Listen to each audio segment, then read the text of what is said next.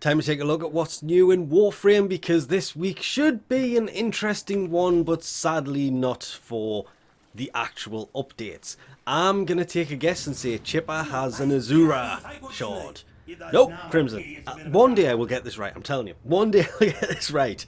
Crimson Orcon shard from Chipper, the actual Orcon Hunt. I'm not even going to take a guess. Hang on, wasn't it this last week? So wouldn't that mean it's repeated itself?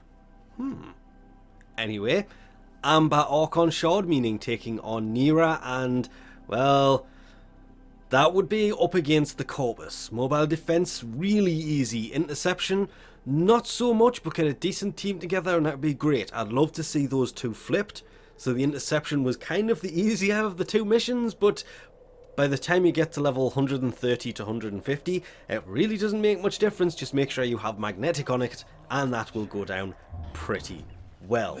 As for dear old Kahl, his mission, if you have done all of them up to date, will be Prison Break, which basically means I don't particularly like that one.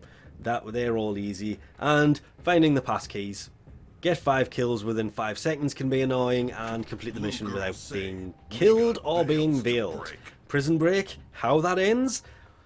Yeah, hate that one. It's easy, you just have to make sure you have enough brothers to help you out for the end of that mission. Should probably also mention the 20% chance to get hold of a Tau Forged Orcon Shard from the Orcon Hunt itself. I wish that had have stayed up, I don't know why it disappeared. Will be changing in an upcoming update. I don't believe it's the one this week, but possibly next week. Well, they did say they would update us on that one, but the 20% chance will soon grow every week, meaning if you don't get one week, it'll be 20% higher chance to get it the following week, which means the following week will be 40%, then 60%, then 80%, then 100%, and if you don't get one at 100%, I'm interested to see what happens when it gets to 120%.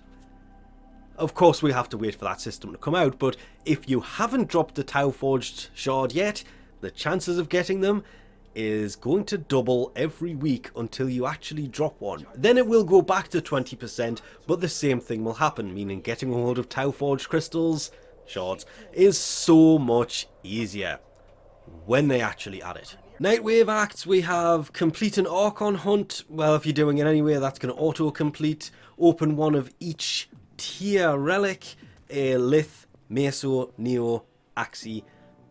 Normal acts, mine 6 rare gems in the Orb Phallus, unlock 4 Dragon Vault keys on Deimos, complete 3 capture missions, complete 3 extermination missions, and fully socket 3 Ayatan sculptures.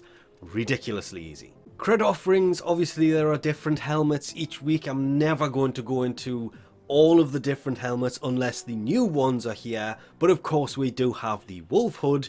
That is the blueprint to build the Wolf Hood for your operator, and yeah, Stanaxes is there yet again.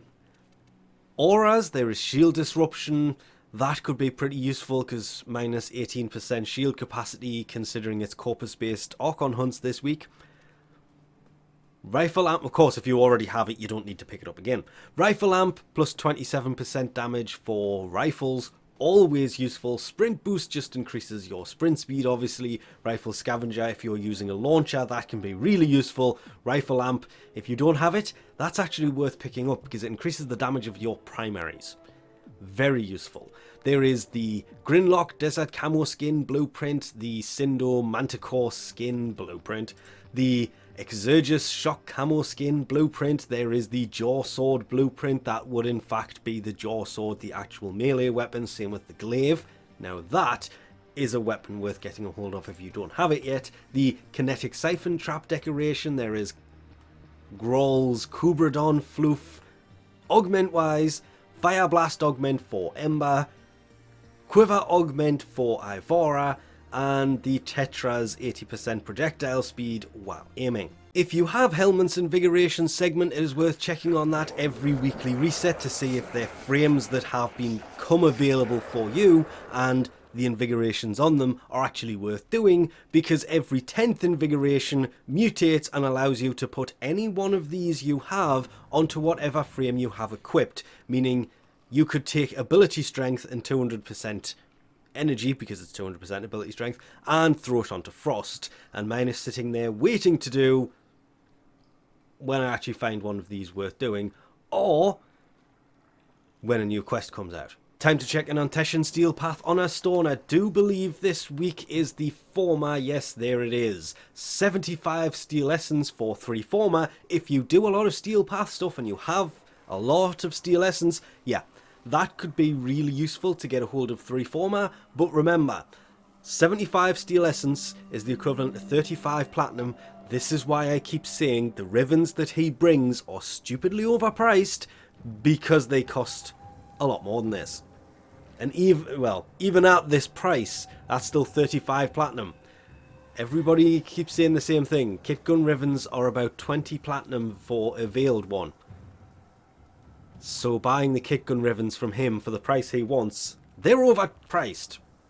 But 3 former, that can be very useful. And lastly, of course, Store Days is returning on the 1st of February. That is Wednesday. Ticker will bring everything he normally brings. That would be the Angel Wings ephemera, the wings you can see he has there on a terminal behind him that you can have and use and put on your orbiter. And there is a new emote that, well, I'm looking forward to trying to play with and trying to figure out how I'm going to get that to work with one person, because you need 2 people to pull that emote off.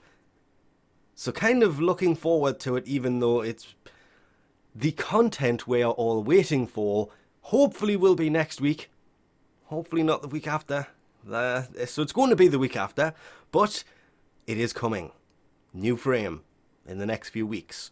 So with that, we'll leave this off here. Thanks for watching, and I'll catch you next time.